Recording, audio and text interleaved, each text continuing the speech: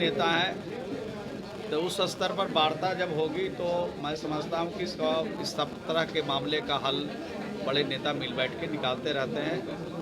क्या इस तरीके से पब्लिकली बोलना कि हम मंत्रिमंडल छोड़ देंगे, 40 सीट नहीं मिलेगा, प्रेशर पॉलिटिक्स है क्या? इस बात की जानकारी तो मुझे नहीं है, लेकिन इस मसले का हल बड़े नेता ही निकालते हैं। और जब माननीय मांझी जी बड़े नेता हैं तो निश्चित रूप से जब बातचीत हो बड़े नेताओं के बीच में तो वहीं पर इस तरह के सवाल को रखना, उसका हल निकालना सभी बड़े नेताओं का दायित्व है और यही काम नियम के हिसाब से लोग करते रहते हैं। सर, अखिल भारतीय पीठासीन पदाधिकारी की बैठक में सर मुख्यमंत्री नीतीश कुमार 2 दिवस में एक दिन भी नहीं नजर आए। नहीं, आपको जानकारी मिली होगी कि माननीय मुख्यमंत्री जी की प्रगति यात्रा चल रही है और माननीय मुख्यमंत्री जी ने लोकसभा के स्पीकर आदरणीय ओम बिरला साहब से राजभवन में जाकर उनसे मुलाकात की, उनसे बातचीत की और वर्तमान और भविष्य की परिस्थितियों पर चर्चा की। तो माननीय मुख्यमंत्री जी भले ही नहीं हों, लेकिन उनकी पूरी सरकार, पूरा प्रशासन और जो भी व्यवस्था की गई है वो सरकार के तरफ से की गई है। और जितने भी पीठासीन पदाधिकारी अनेक राज्यों से आए हैं उनको हर प्रकार की सुविधा, हर प्रकार का सम्मान देने का काम यहाँ पर किया गया है, उसमें कोई दिक्कत नहीं। सर, तेजस्वी लालू यादव आजकल देखा जा रहा है कि पहले नीतीश जी को दरवाजा खोलने की बात की है, फिर अब पारस जी को ले रहे हैं और अब मांझी जी की तरफ डोरा डाला जा रहा है।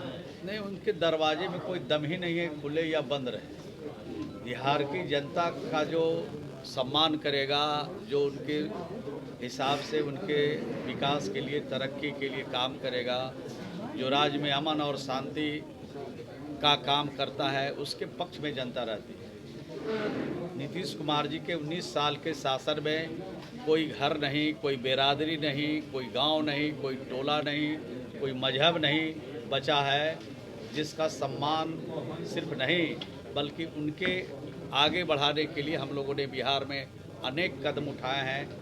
हर घर में नल का पानी पहुंचाया।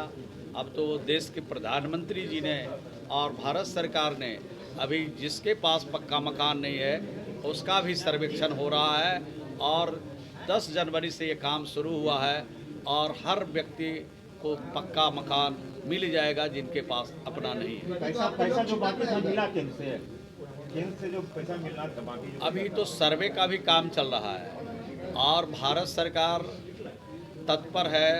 हम लोग संपर्क में हैं। जल्द ही जो हमारे लंबित आवास है, प्रतीक्षा सूची में है, उसको भी हम लोग जल्द से जल्द पूरा करेंगे। सर मंत्री दिल्ली जाएंगे चुनाव प्रचार में? दिल्ली विधानसभा का चुनाव आप लोग लड़ रहे हैं तो जाएंगे? तो हम लोग क्यों नहीं जाएंगे? मुख्यमंत्री हम लोग उसे फाजिल रहेगा तब ना मुख्यमंत्री को जाना पड़ेगा। हम ही लोग जा रहे हैं, हम ही लोग कमान वहाँ संभाल रहे हैं। उनके निर्देश और उनका जो सोच है, विजन है, लोगों तक पहुँचाएंगे। तो चुनाव में हम लोग जाएंगे। और बीजेपी नहीं मांग रही है कि नीतीश जी को वहाँ प्रचार करने के लिए बीजेपी ने कोई प्रस्ताव भेजा है? नहीं, जानकारी नहीं है, लेकिन माननीय मुख्यमंत्री जी की जो सोच है, उनका जो काम है, उनका जो विजन है, उसको अगर हम लोग वहाँ तक जन जन तक पहुँचाएंगे तो जरूर हमारे पक्ष में फैसला होगा। सर, तेजस्वी यादव ने एक्स के माध्यम से एक ट्वीट किया है कि ये प्रगति नहीं दुर्गति यात्रा है और एनके और डीके मिलकर बिहार को 20 सालों से बर्बाद करने में लगे हैं। देखिए, तो जनता से पूछने का सवाल है कि बिहार की प्रगति यात्रा है या दुर्गति यात्रा है।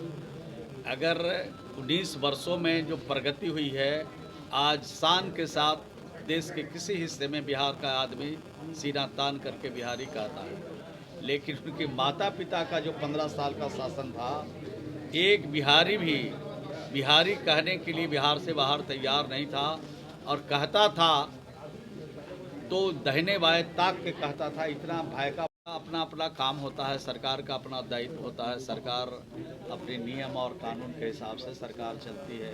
तो वहाँ क्या हो रहा है उतनी जानकारी हम लोग को नहीं है, लेकिन कैबिनेट करना ये मुख्यमंत्री जी का विशेषाधिकार है। वहाँ की सरकार को काम करने के लिए अगर कुछ कमी है तो कैबिनेट से योजना, कैबिनेट से प्रस्ताव पारित करके उसको राज्य में लागू किया जाए। सर, उपेंद्र कुशवाहा और वशिष्ठ नारायण सिंह की मुलाकात हुई है, क्या विलय करने की बात हुई है या फिर गठबंधन में सीटों को लेकर कुछ बातचीत चल रही है? उनसे ही बात कर लीजिएगा, हमको इस तरह विशेष जानकारी नहीं है।